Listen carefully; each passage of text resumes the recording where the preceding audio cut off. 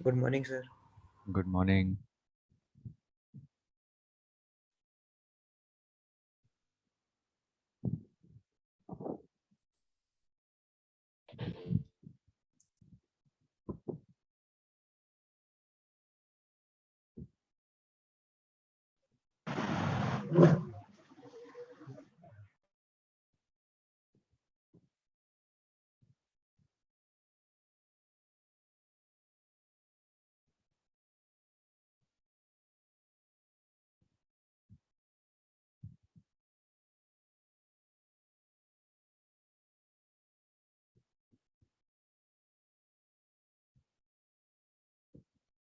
चलिए जल्दी जल्दी स्टार्ट करते हैं आपके डाउट्स। सर आपने पहले टेलीस्कोप कहा था। हाँ तो टेलीस्कोप बता देता हूँ। डाउट पहले देख लेते हैं, बहुत सारे बच्चों के डाउट्स आ गए। टॉपिक कोई नहीं छोड़ूंगा। अच्छा टेलीस्कोप पढ़ने के लिए आए थे क्या? नहीं सर, डाउट पहले नहीं भेजिए टेलीग्राम पे।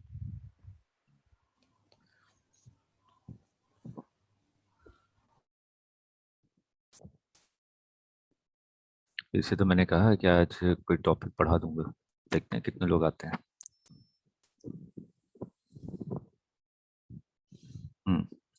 तो देखिए पहले डाउट अर्जुन ने सेंड किया है। एक एक करके मैं लिख में आ रहा हूँ। A person 1.6 metre tall is standing at the center between the two walls 3 meter high। एक पर्सन है, इसकी हाइट दी हुई है 1.6 metre, is standing at the center between the two walls 3 meter high। अच्छा दो वॉल्स के बीच में खड़ा है ये।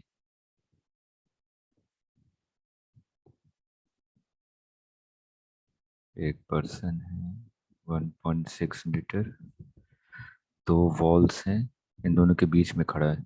दोनों वॉल्स की हाइट आपको दी हुई है 3 metre.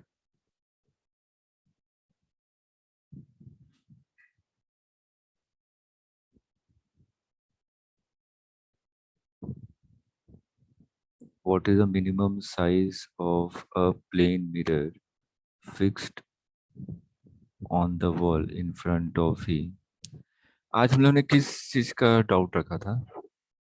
Arjun. Sir sir NLM का वेव और रखा था सर ना। वेव और रे एनएलएम का रखा था। वो तो बेटा सैटरडे को, नेक्स्ट सैटरडे को। हाँ ओह अच्छा, मेरे को लगा आज वेव और रे का है। नहीं नेक्स्ट सैटरडे को है। ओके। ठीक है इसको फिर मैं बाद में करता हूँ, ठीक है जो ठीक है टॉपिक सर। चल रहा है उसको, इसको साथ में बता दूंगा आपके। तो सभी डाउट आपने उसी के भेजे हैं क्या? हाँ, तीनों उसी हाँ। के हैं सर। हाँ तीनों उसी के हैं। कोई नहीं, इसको नेक्स्ट टाइम पे मैं बता दूंगा, या अभी टाइम बचेगा तो लास्ट में इसको डिस्कस कर लेंगे। ठीक है सर।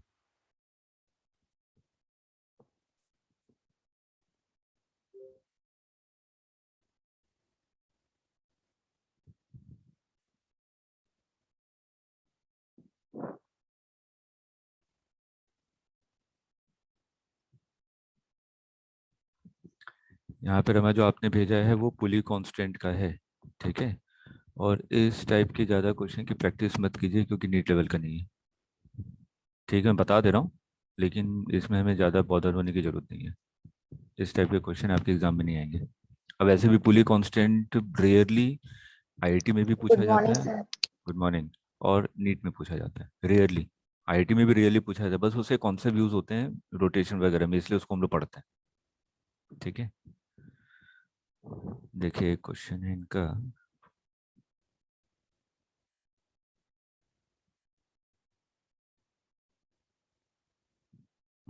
ये फिगर दिया हुआ है,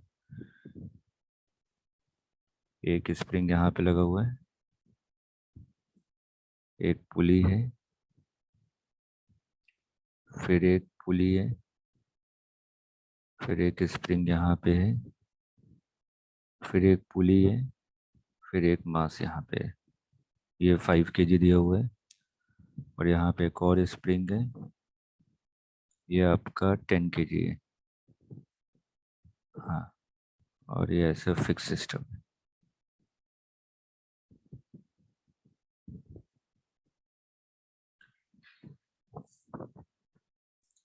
ये लिखा हुआ है S1, S2, सॉरी ये S3 और ये S2। System is in equilibrium, spring balance, read the tension in the string, ठीक है। There is no friction anywhere and pulley are light, correct, select the correct alternative. S1, S2, S3। अगर मैं इसी में देखूं, इसको भूल जाइए। मैंने क्या कहा था कि अगर कोई भी सिस्टम इक्विलिब्रियम में है तो इक्विलिब्रियम में हम लोग क्या करते हैं कि इसको, स्प्रिंग को किस रिप्लेस कर देते हैं, स्ट्रिंग्स। स्ट्रिंग से। तो आपने इसको मान लिया कि रस्सी से आपने इसको रिप्लेस कर दिया, ठीक है। अगर मैं रस्सी से रिप्लेस करूंगा तो यहाँ पे एक सिंपल टेंशन, जो टेंशन की वैल्यू होगी वही क्या होगा कि एक्स की एक्स की वैल्यू, ओके। है ना, स्प्रिंग फोर्स की वैल्यू होगी। तो यहाँ पे देखिए, ये 5 kg का ब्लॉक हम लोग पुली कांस्टेंट लगा रहे हैं, ठीक है। पुली कांस्टेंट में एक पॉइंट ये, एक पॉइंट ये, दो, 1 2 3 4 5 6 7 8, ठीक। मैंने वन वाले को मान लिया कि ये A1 एक्सेलरेशन है, ये आपका A2 एक्सेलरेशन है, ठीक है। जो अलग अलग ब्लॉक है हर एक को मैंने अलग अलग एक्सेलरेशन मान लिया। अगर मैं वन वाले को देखूं तो वन वाला कितने एक्सेलरेशन से मतलब कि एक्सटेंड हो रहा है, मतलब कि +A1, A2 और 3 0 है, क्योंकि पुली थोड़ी ना मूव कर रही है। 4 और 5 भी 0 है, ठीक, वो भी आपकी मूव नहीं कर रही है। एक बार ग्रुप में कोई भी मैसेज डाल दीजिए कि रेगुलर नीट उसमें हो रही है क्लास, कई लोग उसमें ज्वाइन कर रहे हैं मेरे पर्सनल लिंक पे। कोई भी एक जना डाल दीजिए, मैं डालता हूँ डाउट सर। सेशन, हाँ आप डाल दीजिए। तो 2 भी 0 है, 3 भी 0 है, 4 भी 0 है, 5 भी 0 है, 6, 6 क्या हो रहा है, नीचे जा रहा है ना, A2 मैंने नीचे माना है, तो +A2, 7 भी नीचे जा रहा है, +A2, 8 0। तो यहाँ पे आप देखिए A1 is equal to -2A2, ठीक है। अब उसके बाद हम लोग क्या करते हैं, बैलेंस कंडीशन पे FBD। अगर मैं बैलेंस कंडीशन पे FBD बना रहा हूँ तो यहाँ पे आपने टेंशन क्या मान लिया, T1। टेंशन स्ट्रिंग में हर एक पॉइंट पे सेम होगी ना, ये अलग अलग होगी, सेम होगी सर, सेम होगी अगर ना, ये एक, मासलेस स्ट्रिंग है तो सेम होगी। हाँ तो ये आपकी एक रस्सी है, ये मान लीजिए एक रस्सी है, रस्सी कहीं पे भी डिवाइड नहीं हो रहा, तो एक रस्सी में जो टेंशन होता है हर एक जगह क्या होता है, सेम होता है। अगर वो मासलेस है तो हम लोग वही क्वेश्चन करते हैं आइडियल कंडीशन मानते हुए। तो ये आपकी मासलेस है तो हर एक पॉइंट पे टेंशन सेम है। तो अगर पहले वाले की FBD लिखें तो इसको क्या लिखेंगे, नीचे की तरफ फोर्स mg माइनस ऊपर की तरफ tension is equal to mass into acceleration. Second वाले पे आए तो इधर देखिए, इधर टेंशन T, इधर टेंशन T, तो इधर टेंशन कितना होगा, 2T। तो इसके लिए FBD लिखेंगे तो नीचे फोर्स लग रहा है 10G, इसके लिए FBD लिखेंगे तो क्या लिखेंगे, 10G minus 2T is equal to mass into acceleration. यहाँ पे क्या कीजिए, A1 की वैल्यू यहाँ से निकालिए, यहाँ से A2 की वैल्यू निकालिए, और इन दोनों को यहाँ पे पुट कर दीजिए, तो T की वैल्यू आ जाएगी। T की वैल्यू आ जाएगी तो S1 S2 S3 आ जाएगा ना, बस।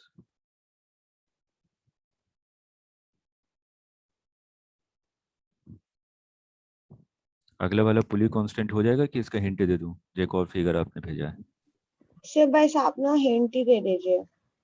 सर मुझे ना ठीक है। बस इसमें कंफ्यूजन ये होता है कौन सा पॉइंट को रेस्ट पे रखना है, मतलब कम जिसमें 2-3 पुली हो जाती है वो तो हो जाता है, हम्म, ये ज्यादा वाले में यही कंफ्यूजन। ठीक है, चलिए मैं बना देता हूँ।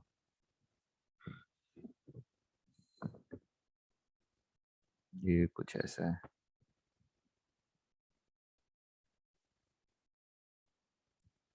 पुली, 2 पुली, 3, 4, 5,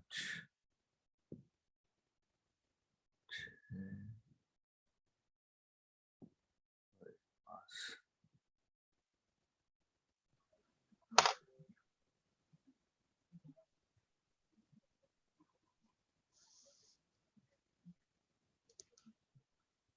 इसमें दिया हुआ ये A1 नीचे की तरफ है, ये A2 ऊपर की तरफ है, तो A1 A2 के बीच में रिलेशन निकालना है। तो बस यहाँ पे 1 2 3 4 5 6 7 8 9 10 11 12 13 14। ठीक है, अगर मैं 1 वाले को देखूं, 1 वाला तो रेस्ट पे है ना, 1 वाला आपका रेस्ट पे है, तो 1 वाले के लिए 0। 2 वाला कहाँ जा रहा है, नीचे की तरफ। ये जो पुली है ये तो इस वाले ब्लॉक से अटैच है ना, बी वाले से। अगर बी नीचे जाएगा तो ये वाली पुली भी नीचे जाएगी, तो 2 वाला पॉइंट नीचे जा रहा है और स्ट्रिंग की लेंथ इंक्रीज हो रही है, मतलब कि +A1 2 और 3। उसके 4 वाले पे हैं, 4 और 5 वाला तो रेस्ट पे है क्योंकि पुली मूव ही नहीं कर रही है। उसके बाद 6 और 7 नीचे जा रहा है, तो +A1 8 और 9 आपका रेस्ट पे है, 10 और 11 फिर से 2A1। उसका 12 और 13 रेस्ट पे, और ये 14 वाला कहाँ जा रहा है, ऊपर की तरफ, स्ट्रिंग के लेंथ को डिक्रीज कर रहा है, मतलब कि -A2 = 0। आगे समझ में?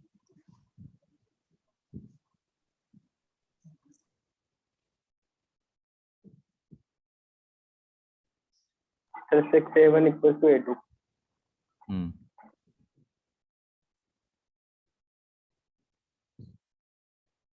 उसके बाद 6 और 7 दोनों हैं। Yes sir.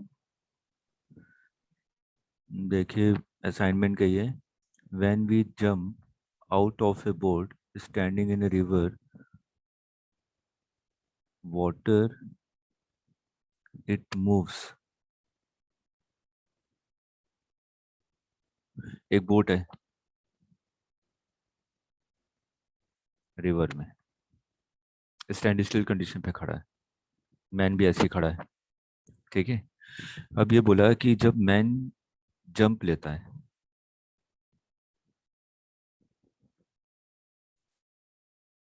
इट मूव्स, ये कहाँ मूव करेगा, बोट जिस डायरेक्शन में जंप ले रहा है उसके अपोजिट डायरेक्शन। बैकवर्ड्स। ठीक है, पीछे करेगा। हाँ, क्योंकि मैं उससे फोर्स पीछे की तरफ लगाऊंगा ना, मैं आगे जंप लूंगा तो। ठीक, और उसके बाद है 7th question, Ram is on a frictionless surface, how can Ram get off if no horizontal force is exerted by pushing against the surface। ये कह रहा है कि मैं फ्रिक्शनलेस सरफेस पे खड़ा हूँ। ठीक है, अगर फ्रिक्शनलेस, आपको पता है ना कि अगर मैं किसी भी सरफेस से मूव क्यों कर पाता हूँ, फ्रिक्शन के कारण। अगर फ्रिक्शन नहीं होगा तो मैं मूव नहीं कर पाऊंगा। ठीक है, लेकिन तब भी कह रहा है कि फ्रिक्शनलेस सरफेस है और राम को मूव करना है सरफेस पे। उसके बाद इसके 4 ऑप्शन दिए हुए हैं, बाई जंपिंग, जंप करने से कैसे मूव करेगा, जंप लेगा तो फोर्स तो नीचे लगाएगा ना, वो तो उसी पोजीशन पे आ जाएगा वापस, उसको मूव करना है आगे पीछे। ठीक, बाई स्पिटिंग और स्नीजिंग, स्पिटिंग मतलब कि वो एक तरह इसका से आंसर कि, यही दिया गया था। हाँ ये हाइपोथेटिकल कॉन्सेप्ट हो गया एक तरीके से, लेकिन हमें तो सिंपल एक्शन रिएक्शन पेयर के हिसाब से सोचना है। ठीक है, तो मैंने क्या किया, स्पिट किया तो मतलब कि मैं फोर्स एक्सर्ट कर रहा हूँ, तो वो भी मेरे ऊपर फोर्स एक्सर्ट करेगा, तो मैं पीछे मूव कर जाऊँ। आगे समझे? लेकिन स्पिटिंग में यस। मेरी इतनी पावर थोड़ी ना है कि मैं मूव कर जाऊँ, लेकिन वह है सिर्फ कॉन्सेप्ट को समझने के लिए कि हाँ ये हमारा हो सकता है ऐसा। ठीक है, चलिए नेक्स्ट पे आते हैं। A ship is traveling due to east at 10 km/h। एक शिप है जो कि आपकी ईस्ट डायरेक्शन में मूव कर रही है 10 km/h। Another ship heading 30 degree east of north। ये ए शिप है और एक दूसरी शिप है ईस्ट ऑफ नॉर्थ, नॉर्थ से ईस्ट डायरेक्शन में, यही होगा ना।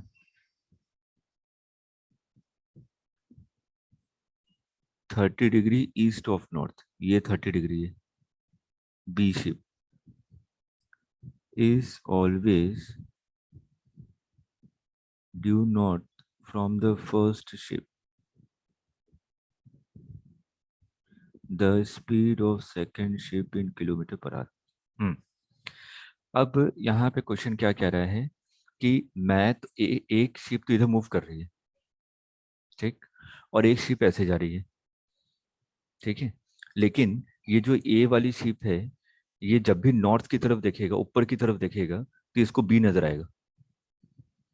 अरे समझे, दोनों अलग अलग मूव कर रहे हैं, ये ऐसे जा रहा है और ये ऐसे जा रहा है, लेकिन ये अच्छा। हमेशा एक दूसरे के आमने सामने है। अरे समझे, ये हम्म। ऐसे ऐसे ऐसे, क्लियर है। तो मेरे से बोला कि बी की स्पीड क्या होगी। तो फिर से मतलब ये जिस पोजीशन में अभी है वैसे ही रहना चाहिए ना, हम्म, तो इनकी रिलेटिव स्पीड 0 करनी पड़ेगी किस डायरेक्शन में? और उससे हॉरिजॉन्टल वर्टिकल डायरेक्शन, डायरेक्शन में। हॉरिजॉन्टल डायरेक्शन में, वर्टिकल डायरेक्शन में थोड़ी ना। अच्छा हाँ, हॉरिजॉन्टल में, ठीक है। तो बी की स्पीड मान लीजिए एक्स है, तो इसका कॉम्पोनेंट इस डायरेक्शन में कितना हो जाएगा, एक्स साइन 30, हम्म। और इस डायरेक्शन में कितना हो जाएगा, x cos x 30। cos 30, x तो sin दोनों की 30 को 10 हॉरिजॉन्टल के वेलोसिटी क्या इक्वल। होनी चाहिए, सेम। तो X sine 30 is equal to 10। तो 20 किलोमीटर पर आवर। चलिए नेक्स्ट पे आते हैं। रिवर ऑफ विड्थ डी, एक रिवर दिया हुआ आपको और इसकी विड्थ दी हुई है small D, is flowing with the speed u as shown in the figure. River इस डायरेक्शन में मूव कर रहा है u स्पीड से। John can swim with maximum speed v relative to the river. Velocity of boat with respect to river, ये दिया हुआ है, और वो कितना दिया हुआ है, v, ठीक, and can cross it in shortest time. Shortest time वाला एक कॉन्सेप्ट बताया था, है ना। एक जनरल फॉर्मूला एक बार हम लोग दोबारा से कर लेते हैं ताकि आपको चीज़ें थोड़ी सी क्लियर हो जाए, याद आ जाए। ये वी बी आर था, ये एंगल आपने कहा था थीटा है, ये हो जाएगा V B R sine theta, और ये हो जाएगा V B R cos theta. तो हम लोगों ने हॉरिजॉन्टल डायरेक्शन में वेलोसिटी लिखी थी u minus V B R sine theta, और वर्टिकल डायरेक्शन वाली वेलोसिटी कितनी है, V B R cos theta. ये डिस्टेंस डी दिया हुआ, तो टाइम इज इक्वल टू क्या हो जाएगा, डिस्टेंस अपॉन स्पीड, स्पीड कितनी है, V B R cos theta, है ना। और मैंने कहा कि टाइम अगर मिनिमम है, अगर मिनिमम टाइम होगा तो कॉस थीटा की वैल्यू क्या होनी चाहिए, मैक्सिमम। कॉस थीटा मैक्सिमम होगा तो थीटा की वैल्यू कितनी हो जाएगी, 0 डिग्री, है ना। Yes cos sir. 0 की वैल्यू 1 होती है। मतलब कि जो मैन है वो कैसे मूव करेगा, इस डायरेक्शन में, और ये u इस डायरेक्शन में। तो क्वेश्चन में ये दिया हुआ है, ठीक है, जो मैन की मैक्सिमम स्पीड कितनी है, v है, और वो शॉर्टेस्ट टाइम में मूव कर रहा है, तो शॉर्टेस्ट टाइम का मतलब वो ऐसे ही जाएगा ना, बिल्कुल परपेंडिकुलर डायरेक्शन में, ठीक है। और ये टी मिनिमम इसके लिए दिया हुआ है, T minimum is equal to capital T, ये पहली कंडीशन है, केस 1, ये दिया हुआ है। अब John starts at point A and B is the point directly opposite to A on the other bank of the river. जैसे कि ये यहाँ से स्टार्ट करता है अपनी जर्नी और इसके अपोजिट डायरेक्शन में पॉइंट बी है, ठीक। If t be the time John takes to reach the opposite bank, match the situation in the column 1 to the possibility in the column 2.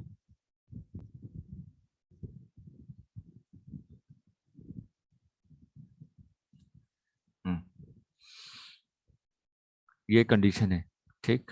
अब इसमें मैच दो कॉलम दिया हुआ है।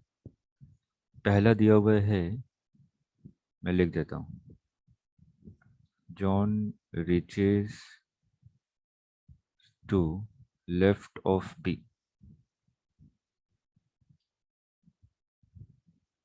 फिर अगला दिया हुआ है John reaches right of B. फिर अगला दिया हुआ है John reaches point B. उसके बाद अगला ऑप्शन दिया हुआ है John drifts along the bank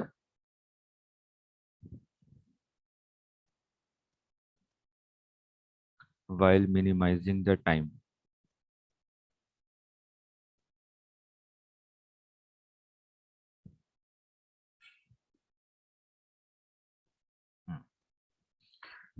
ये फर्स्ट, सेकंड, थर्ड, फोर्थ इसके साथ मैच करने के लिए दिया हुआ है A point T is equal to capital T, B is equal to T greater than capital T,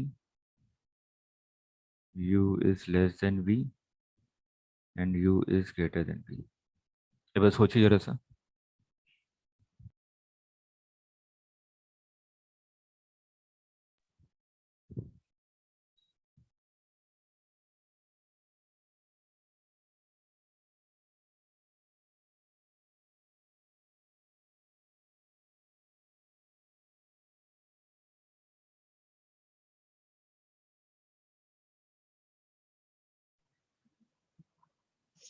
sir right of B के लिए तो शायद T is equals to T हो जाएगा।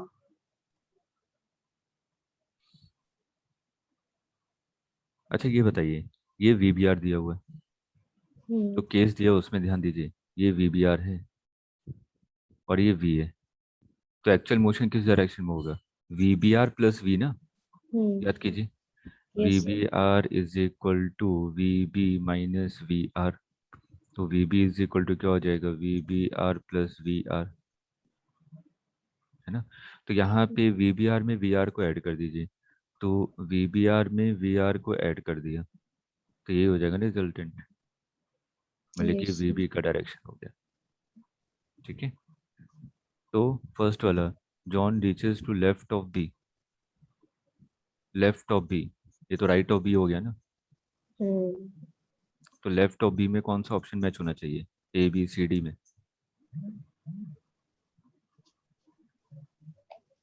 तो D. D sir. D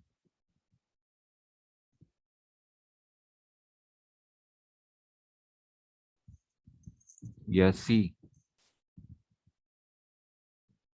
right direction में कौन लेके जा रहा है? ये ना, हॉरिजॉन्टल वेलोसिटी राइट डायरेक्शन में हॉरिजॉन्टल वेलोसिटी ले जा रही है। ठीक यस है, सर। अगर ये हॉरिजॉन्टल वेलोसिटी नेगेटिव होगी तभी तो लेफ्ट डायरेक्शन में होगा, और नेगेटिव कब होगा? जब V B R sine theta बड़ा होगा।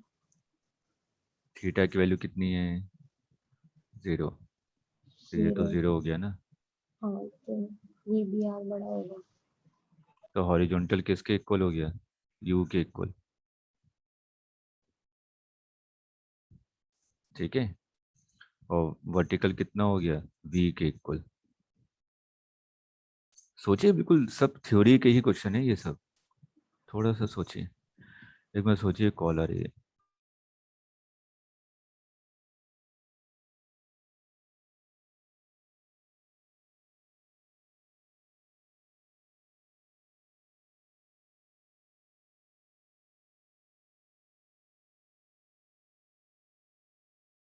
जल्दी से बताइए, लेफ्ट ऑफ बी कब जाएगा, कौन सी कंडीशन पे?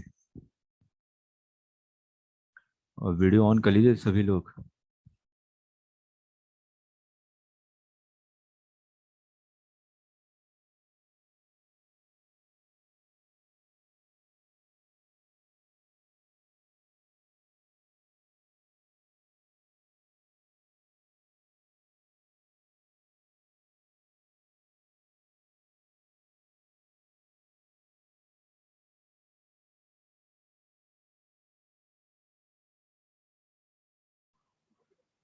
सो लेफ्ट में तो एक ही कंडीशन में जाएगा जब हॉरिजॉन्टल और वर्टिकल वेलोसिटी का वो रिजल्टेंट लेंगे।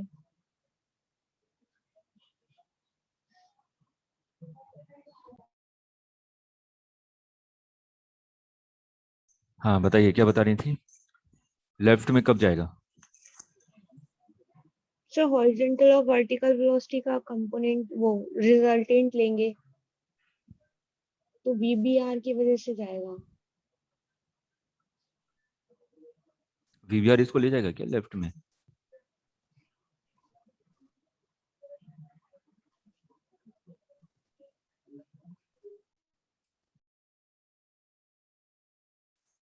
सोचिए सोचिए, लॉजिकली सोचिए कि मैं लेफ्ट में कब जाऊंगा।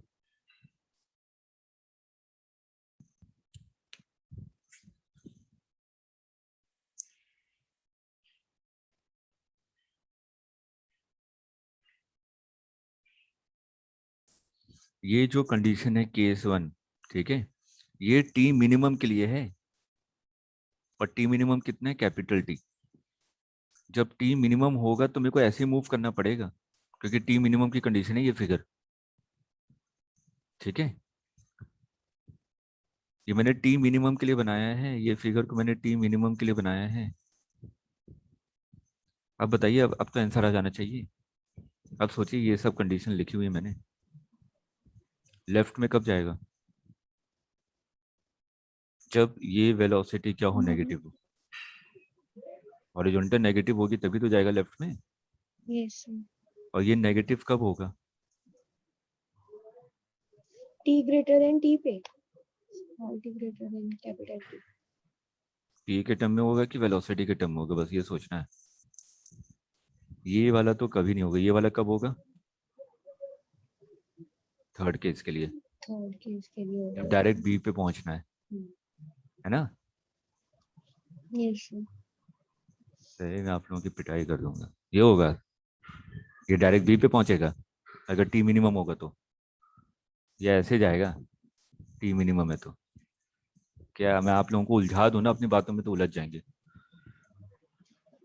सर लेफ्ट ऑफ बी हाँ से आएगा वो और ड्रिफ्ट और टी मिनिमम दोनों अलग अलग है। सॉरी सर, हम्म।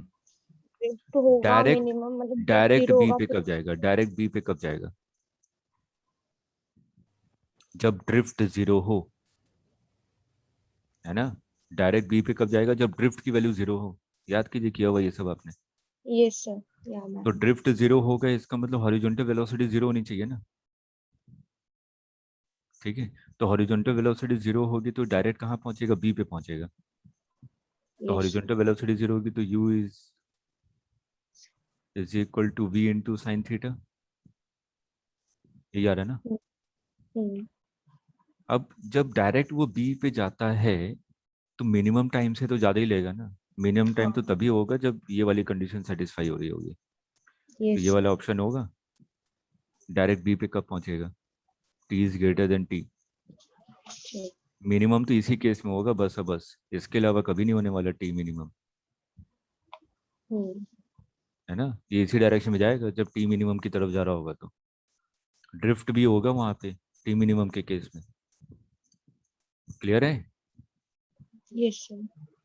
ठीक है, तो टी मिनिमम मतलब कि थर्ड का आ गया ये। अब हम लोग आते हैं, John drift along the bank while minimizing the time। अब कौन सा हो जाएगा? ए वाला, सर ये तो तो है। टी मिनिमम वाला ए हो जाएगा। टी मिनिमम तो हो गई, और वो आपका ड्रिफ्ट भी करेगा, यस सर। अभी तो बताया। हम्म अगर टी मिनिमम है तो वो इस डायरेक्शन में जाएगा, तो इसका मतलब इसका ऑप्शन ये हो गया। अब बचे लेफ्ट और राइट। राइट में कब जाएगा? जब u ग्रेटर देन v होगा। लेफ्ट में कब जाएगा? जब u is less then v होगा। हो गया समझ में? Yes sir.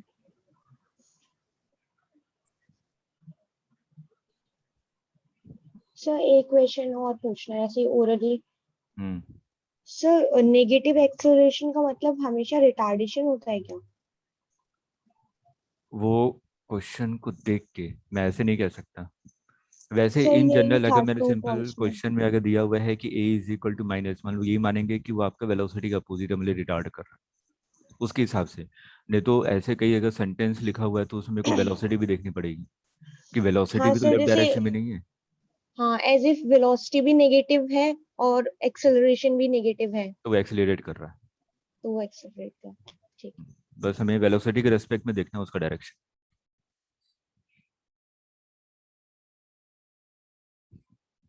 चलिए जल्दी से नोट कर लिया ना, तो अगले पे आ रहे हैं। चलिए खुशबू का है डाउट, क्वेश्चन नंबर 3। एक पुली यहाँ पे और बीच में 5 kg का ब्लॉक, एक यहाँ पे एक ये एम मास और ये आपका 3 kg, और यहाँ पे फ्रिक्शन दिया हुआ है 0.4।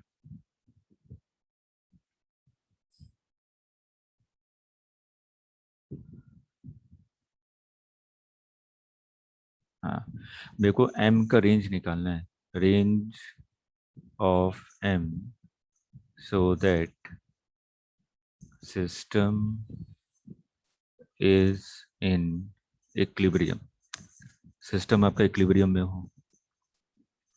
ठीक है, अब देखिए कैसे करेंगे। तो सबसे पहले तो एफबीडी बना लीजिए। अगर मैं हर एक का इंडिविजुअल एफबीडी बनाऊं तो इस पूरे सिस्टम की अगर मैं बात करूं, पूरे सिस्टम को देखिए, नीचे फोर्स कितना लगा रहा है ये 3G, ये नीचे फोर्स कितना लगा रहा है mg। ठीक है, तो इस पूरे सिस्टम को मूव करने के लिए रिस्पॉन्सिबल कौन है? सिर्फ यही दोनों रिस्पॉन्सिबल है। अगर 3G की वैल्यू mg से ज़्यादा होगी तो इधर की तरफ मूव करेगा, अगर mg की वैल्यू 3G से ज़्यादा होगी तो इधर की तरफ मूव करेगा। ठीक, इन जो भी वैल्यू ज़्यादा हो, इसको रोक कौन रहा है? फ्रिक्शन। फोर्स। फ्रिक्शन। ठीक है ना, फ्रिक्शन रोक रहा है इसको। तो एक बार हम लोग मान लेते हैं कि फ्रिक्शन की वैल्यू अगर हम लोग निकालें तो फ्रिक्शन इज इक्वल टू क्या हो जाएगा, म्यू इंटू एन। म्यू की वैल्यू है 0.4 और एन की वैल्यू कितनी है 5G,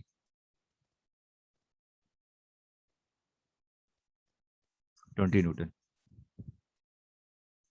ये होगा ना, फ्रिक्शन की वैल्यू निकाल ली। अब एक बार मैंने कहा कि 3G की वैल्यू mg से बड़ी है। ठीक, अगर 3G की वैल्यू mg से बड़ी है तो क्या होना चाहिए, हम लोग इक्वेशन क्या लिखेंगे?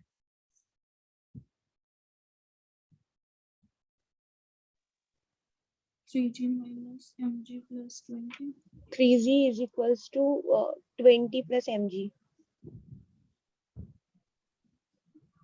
हाँ मतलब कि वही 3G minus M G is equal to 20। Friction इसको बैलेंस करना चाहिए ना।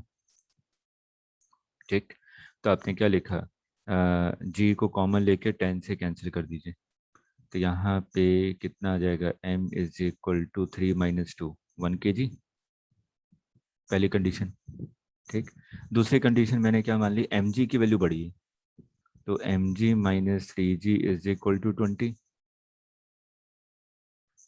तो यहाँ पे g को कॉमन लेके 10 से कैंसिल कर दिया, तो m is equal to 3 + 2 5 kg। तो ये रेंज आ गया 1 से लेके 5 तक। अब इसको लेंदी तरीके से भी कर सकता था, मैं इसका वीडियो बनाता, टेंशन लेता, फिर इसका अलग से बनाता, फिर इसका अलग से बनाता, वो बहुत लेंदी होता, कहीं ना कहीं इक्वेशन में ही फंस जाता है। तो इसलिए हमेशा जब भी इक्विलिब्रियम के बारे में बात हो तो हमेशा देखेंगे कि कौन सा नेट फोर्स इसको मूव करवा रहा है और उसको रोकेगा कौन, बस। चलिए नेक्स्ट पे आते हैं, क्लियर है ना? Yes, sir. नोट कर लिया, नोट करना है? चलिए next question 12। A particle of mass m is initially at rest। कुछ ऐसा पाथ दिया हुआ है आपको, ये ए पोजीशन है, यहाँ पे एम मास रखा हुआ है और ये आपका रेस्ट पे है, और ये रेडियस आपको दिया हुआ है 1 मीटर। ये स्मूथ सरफेस है।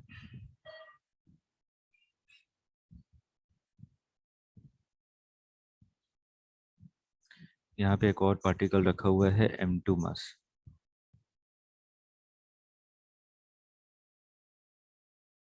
m1 is equal to m2 है, ठीक है। m1 is equal to m2 is equal to m, दोनों का मास सेम है।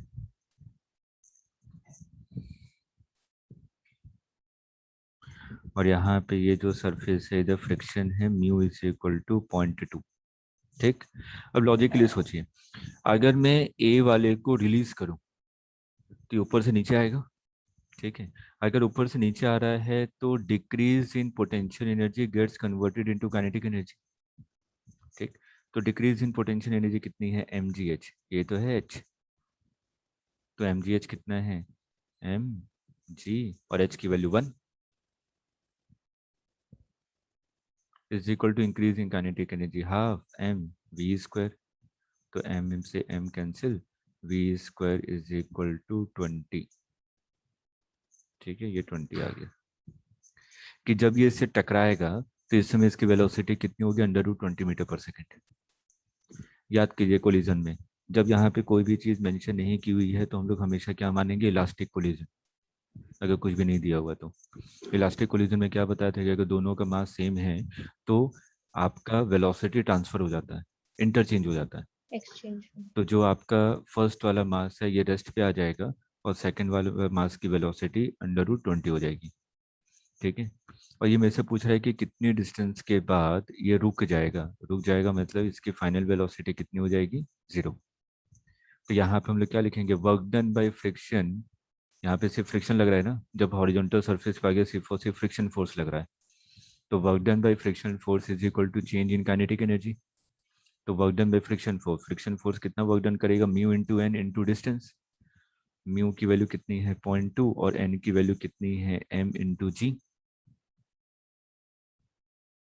डिस्टेंस क्या है, फ्रिक्शन लगेगा लेफ्ट डायरेक्शन में और डिस्प्लेसमेंट हो रहा है राइट डायरेक्शन में, माइनस साइन, ठीक है, is equal to change in kinetic energy. Final kinetic energy कितनी है 0 और इनिशियल काइनेटिक एनर्जी कितनी थी, हाफ mv स्क्वायर। तो देखिए डी की वैल्यू यहाँ से आ जाएगी, ये 10 cancel, 2 into M into D, minus minus cancel हो गया, 1/2 m इंटू वी स्क्वायर।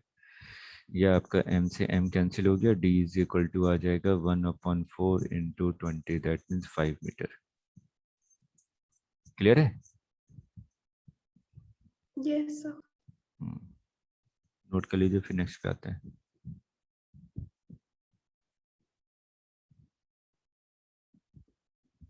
फिर इसमें h1 कैसे हुआ? अच्छा रेडियस हो जाएगा। Radius 1 metre.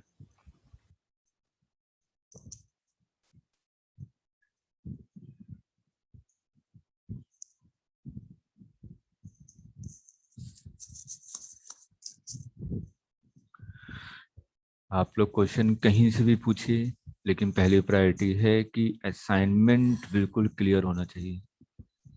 ऐसा ना यहाँ वहाँ से क्वेश्चन ढूंढ रहे हैं, कर रहे हैं, और आपके असाइनमेंट के क्वेश्चन ही पूरे नहीं हुए। जब तक असाइनमेंट कंप्लीट ना हो यहाँ वहाँ से बचिए, ठीक है। वो कर लीजिए कंप्लीट, उसके बाद जहाँ से क्वेश्चन की प्रैक्टिस करनी करते रहिए। देखिए last question 13। A thick uniform rope of length 4 meter and mass 6 kg is being pulled by, एक रोप है, इसकी लेंथ आपको दी हुई है 4 मीटर।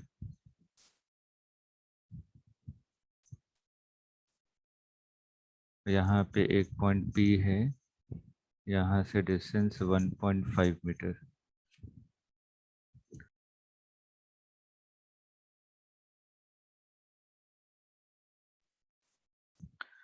यहाँ पे आप फोर्स लगा रहे हैं 50 न्यूटन का, और यहाँ पे फोर्स लगा रहे हैं 30 न्यूटन का, और इसका मास है रोप का 6 kg, ठीक है। ये क्वेश्चन है। अब यहाँ पे आपसे पूछा जा रहा है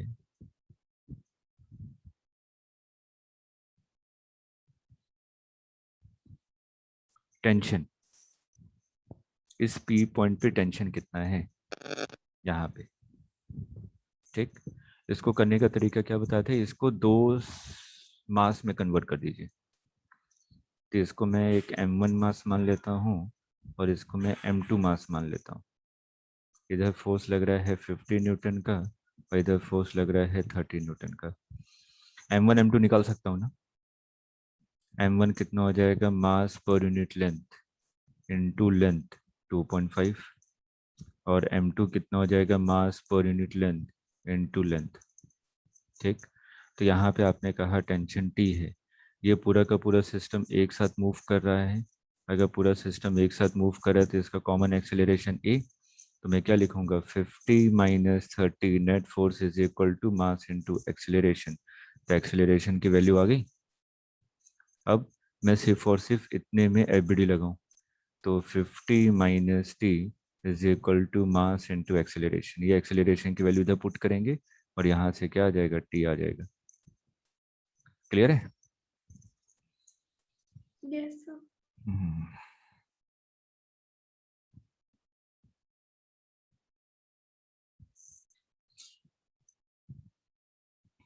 चलिए जल्दी जल्दी करें, नोट कर लिया? Yes, sir. चलिए, नेहा, नेहा का डाउट है। A particle moves along the circle of the radius, radius दिया हुआ है सर्कल का 20 divided by pi metre with a constant tangential acceleration. Tangential acceleration आपको कांस्टेंट दिया हुआ है, सर्कुलर मोशन कर रहा है।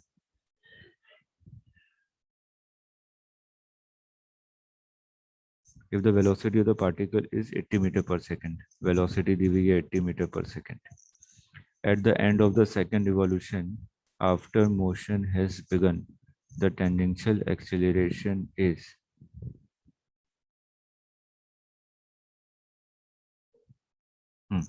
ये जो वेलोसिटी है ये कब है, आफ्टर 2 रिवॉल्यूशन।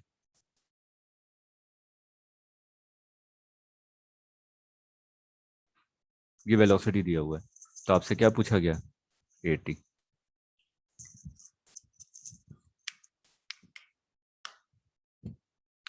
बताइए बताइए बताइए।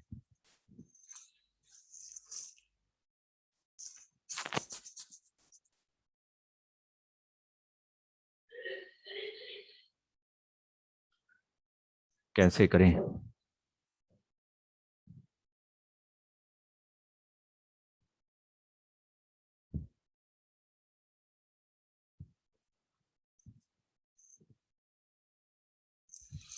अगर कांस्टेंट एक्सेलरेशन है, सर्कुलर मोशन कर रहा है, तो इक्वेशन ऑफ मोशन वैलिड है। ठीक है, तो मैं ये लिख सकता हूँ, omega final square minus omega initial square is equal to 2as 2 alpha into theta. ठीक, और 80 इज इक्वल टू क्या होता है, आर अल्फा। ठीक है, तो हमें क्या दिया हुआ है, after 2 revolution v is equal to 80 metre per second. तो v इज इक्वल टू क्या होता है, आर ओमेगा, तो omega is equal to v upon R. तो ओमेगा फाइनल कितना हो जाएगा, 80 divided by R 20 divided by pi का होल स्क्वायर। ये मोशन स्टार्ट हुआ था, उसके आफ्टर 2 रिवॉल्यूशन के बाद 80 था, स्टार्ट हुआ था, इसका मतलब इनिशियल कितना रहा होगा, 0 is equal to 2 alpha. Theta की वैल्यू कितनी हो जाएगी 2 रिवॉल्यूशन में, 4 पाई। 4 पाई।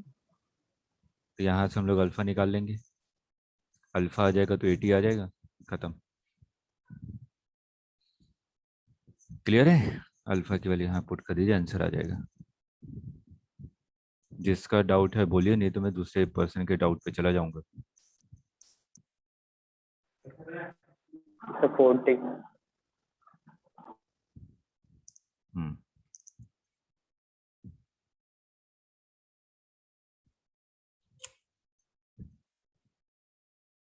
चलिए, किसी ने एलएलएम किया है, किसी ने सर्कुलर किया है, किसी ने प्रोजेक्टाइल किया है। तो अगर डाउट सेशन में बैठे हुए तो सभी चीज़ें एक बार रिवाइज हो जा रही हैं, क्योंकि हर एक के अलग अलग टॉपिक्स हैं doubt. Car runs at a constant speed on a circular track of the radius इतना। आर की वैल्यू आपको दी हुई है 100 मीटर। कांस्टेंट स्पीड, स्पीड आपको कांस्टेंट दिया हुआ है, इसका मतलब 80 की वैल्यू क्या होगी, 0। Taking 62.t is equal to 62.8 second, मतलब कि टाइम पीरियड दिया हुआ आपको कैपिटल टी। एक रिवॉल्यूशन कंप्लीट करने में इतना टाइम लग रहा है। The average velocity and the average speed for each circular lap is, average velocity कितनी होगी? Average velocity to net displacement divided by time, एक सर्कल कंप्लीट करने में, तो नेट डिस्प्लेसमेंट कितना हो गया? 0। जिस पॉइंट से स्टार्ट किया तो उसी पॉइंट पे वापस पहुंच गया, है ना। एक टाइम पीरियड में पूछ रहा है ये, तो यहाँ पे एवरेज वेलोसिटी कितनी हो जाएगी? 0 हो जाएगी। अब हमारे बात हो रही है एवरेज स्पीड के बारे में। तो एवरेज स्पीड क्या होता है? Total distance divided by total time. तो टोटल डिस्टेंस कितना है? 2πr, ठीक है। और टोटल टाइम कितना है? 62.8। तो 2πr डिवाइडेड बाय 62.8 आ गया आंसर। क्लियर है? एवरेज स्पीड और एवरेज वेलोसिटी हो जाएगा। वी एवरेज, ये कितना है? 0। Average speed 2πr divided by, हाँ ठीक है, यार है।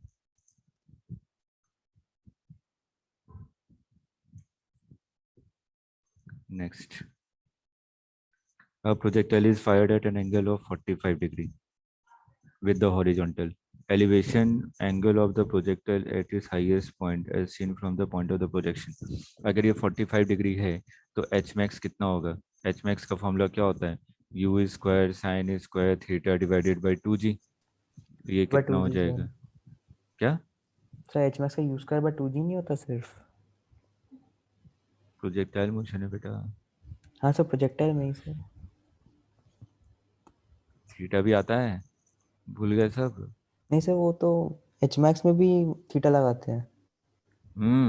अच्छा प्रोजेक्टाइल मोशन है ना, उसने बोला कि मैक्सिमम हाइट, मैं मैक्सिमम हाइट के बारे में बात कर रहा हूँ, ठीक है सर। ठीक है। तो मैक्सिमम हाइट का फॉर्मूला ये रहा। अब यहाँ पे आपसे पूछा जा रहा है angle of elevation. Angle of elevation मतलब कि पार्टिकल ऐसे गया, मैक्सिमम हाइट यही है। तो इस वाले पॉइंट को मैं यहाँ से देख रहा हूँ, ये एंगल पूछा जा रहा है, आया समझ में? तो ये तो एच हो गया, ये कितना हो जाएगा? r/2, रेंज का आधा होगा ना।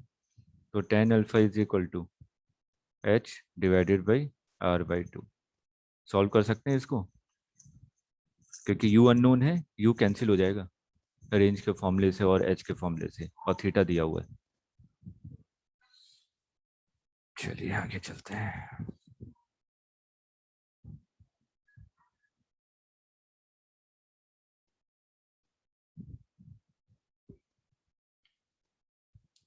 ट्वेंटी टू, एक ये 60 मीटर की हाइट है, आपने यहाँ पे 30 डिग्री से पार्टिकल को प्रोजेक्ट किया with speed 10 metre per second. It will strike the ground, कितने टाइम के बाद ये स्ट्राइक करेगा? आसान सा क्वेश्चन, इसके कंपोनेंट के फॉर्म में ब्रेक कर लीजिए। तो वर्टिकल कंपोनेंट कितना हो जाएगा? 10 sin 30 मतलब कि 5 मीटर पर सेकेंड। तो मैंने कहा था कि जितनी देर में हॉरिजॉन्टल डिस्टेंस कवर करता है उतनी ही देर में पार्टिकल वर्टिकल डिस्टेंस कवर करता है। तो मैं सिर्फ और सिर्फ वर्टिकल वाले को देखूँ तो ये 5 मीटर पर सेकेंड है, और ये हाइट आपको दी हुई है 60। तो s is equal to U T plus half AT²। तो s की वैल्यू क्या है? जहाँ से प्रोजेक्ट करते हैं उसको ओरिजिन मानते हैं, तो s की वैल्यू क्या होगी? -60। और u की वैल्यू क्या है? +5 इंटू टी माइनस हाफ, जी की वैल्यू 10 इंटू T²। ये जो t की वैल्यू आएगी ये टाइम ऑफ फ्लाइट होगा। आगे समझ में?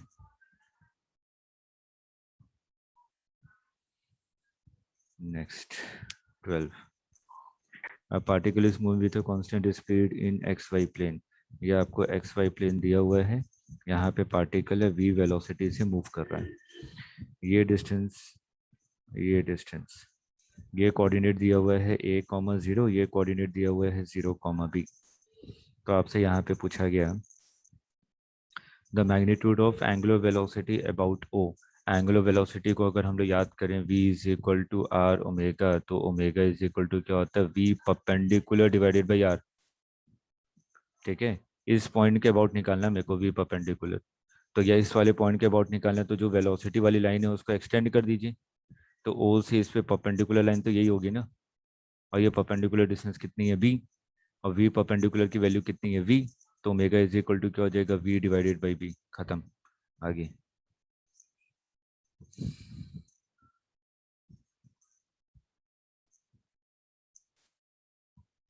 Question number 39। In the given figure, ये सर्कुलर मोशन कर रहा है, एक पार्टिकल है, इधर की तरफ मूव कर रहा है, ये सेंटर है, इसको इससे जोड़ दिया, इसका रेडियस है। नेट एक्सेलरेशन आपको दिया हुआ है a, जो कि इससे एंगल बना रहा है 30 degree. a is equal to 15 meter per second square. Represent the total acceleration of the particle in the clockwise direction in a radius of the r is equal to 2.5 meter. In a given instant of the speed of the particle. Particle की speed निकालनी है, कैसे निकालें? ए का component निकालिए। ए का component इस direction में कितना हो जाएगा AC, और इस डायरेक्शन में क्या हो जाएगा AT। तो AC इज इक्वल टू क्या हो जाएगा A cos 30, और AC इज इक्वल टू क्या होता है R ओमेगा स्क्वायर। ठीक है, R दिया वो ओमेगा निकल जाएगा, ओमेगा निकल जाएगा तो V निकल जाएगा, हो गया। नेक्स्ट, एक पार्टिकल है जिसको आपने प्रोजेक्ट किया जो भी वेलोसिटी से। इनिशियल वेलोसिटी आपको u इज इक्वल टू दिया हुआ है 2i cap plus 3j cap. Velocity at point B, जब ये बी पे टकराएगा, तो मैंने बताया था हॉरिजॉन्टल वेलोसिटी पे कोई फर्क नहीं पड़ता, वर्टिकल जस्ट अपोजिट हो जाता है। जब जब ये जा रहा था तो ऐसे था, जब आएगा तो ऐसे होगा ना वर्टिकल वेलोसिटी। हॉरिजॉन्टल तो वही है, तो हॉरिजॉन्टल तो वही रहेगा 2i कैप, लेकिन वर्टिकल उल्टा हो गया तो मतलब कि -3j कैप। हो गया क्वेश्चन।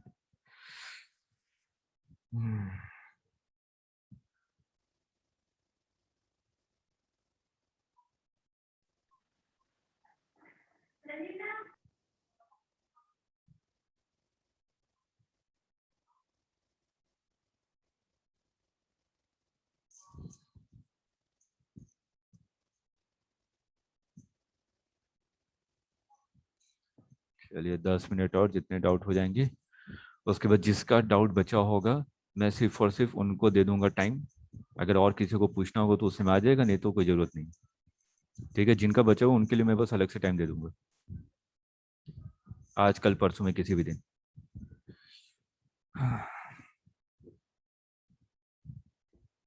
ये देखिए, ये ब्लॉक है जो भी है 6 kg, सर ऑप्टिक्स का डाउट कब है? अगले सैटरडे को।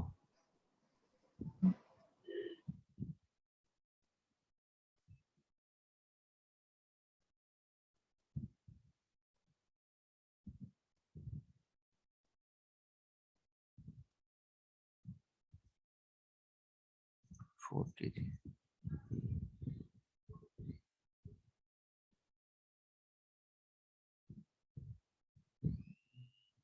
ये 8 kg है। चलिए मेरे को तो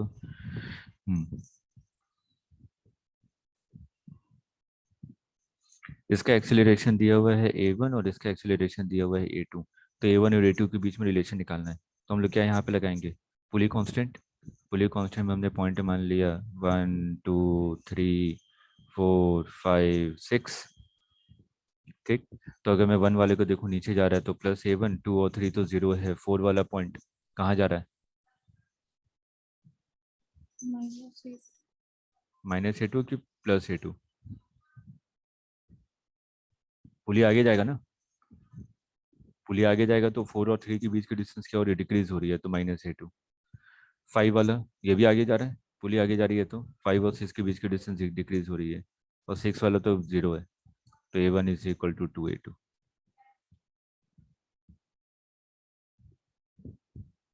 ममता क्लियर है, आप ही का डाउट था? Yes sir. When a force of constant magnitude and fixed direction acts on a moving object, then its path will be। एक फोर्स है, थ्योरी का क्वेश्चन, कांस्टेंट मैग्नीट्यूड है इसका, and fixed direction, and fixed direction. अगर ये force किसी भी object पे लग रहा है, किसी भी मूविंग ऑब्जेक्ट पे मैं ये फोर्स लगा रहा हूँ, तो वो ऑब्जेक्ट किस पाथ को फॉलो करेगा? Straight line. मैं इस डायरेक्शन में फोर्स लगा रहा हूँ 100 न्यूटन का, मैग्नीट्यूड कांस्टेंट ऑफ डायरेक्शन भी कांस्टेंट है, तो बॉडी भी तो इसी डायरेक्शन मूव करने की कोशिश करेगी ना। Yes, sir.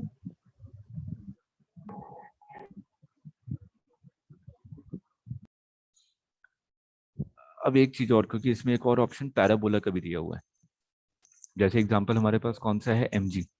MG fixed magnitude होता है और फिक्स डायरेक्शन भी होता है नीचे की तरफ, तो उसमें पार्टिकल स्ट्रेट लाइन मोशन भी कर सकता है और पैराबोला भी कर सकता है। ठीक है, क्योंकि इसमें एक ऑप्शन दिया हुआ है इधर स्ट्रेट लाइन और पैराबोलिक। तो हमारा मोस्ट अप्रोप्रिएट आंसर कौन सा होगा, स्ट्रेट लाइन और पैराबोला दोनों। Yes, sir. ठीक है, उसके बाद नेक्स्ट क्वेश्चन है, रॉकेट ऑफ मास। अच्छा, रॉकेट प्रोपल्शन आपको नहीं बताया ना अभी तक? नहीं सर।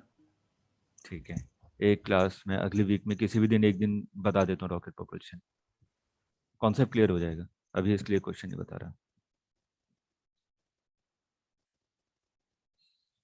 चलिए ठीक है, तो किन किन के डाउट रह गए हैं? ममता के, मीनाक्षी के, और किसके हैं? और कोई है?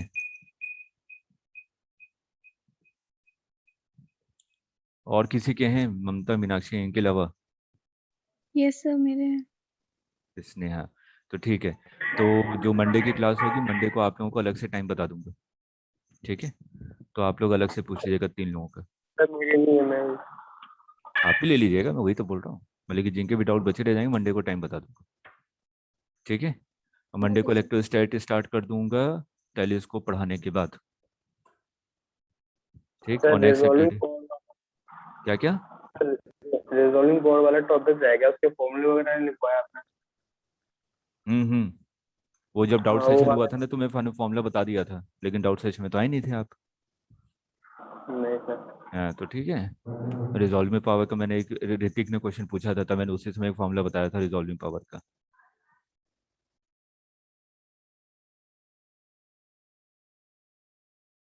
नेक्स्ट क्लास में फिर मंडे को मिलते हैं हम लोग। Thank you sir. Okay, welcome thank you sir. Welcome welcome welcome.